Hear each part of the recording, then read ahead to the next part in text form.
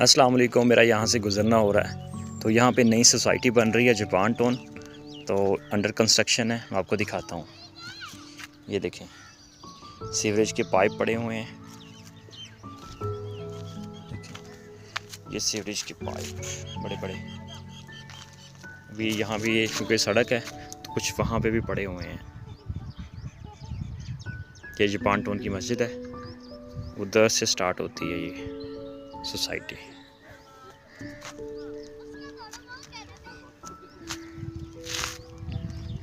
यहाँ तक जा रही है। ये देखें,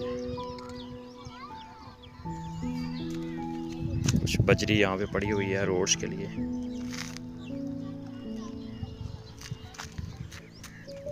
तो यहाँ पे देखें प्लाट कटे हुए हैं। ये इसकी एंट्रेंस है।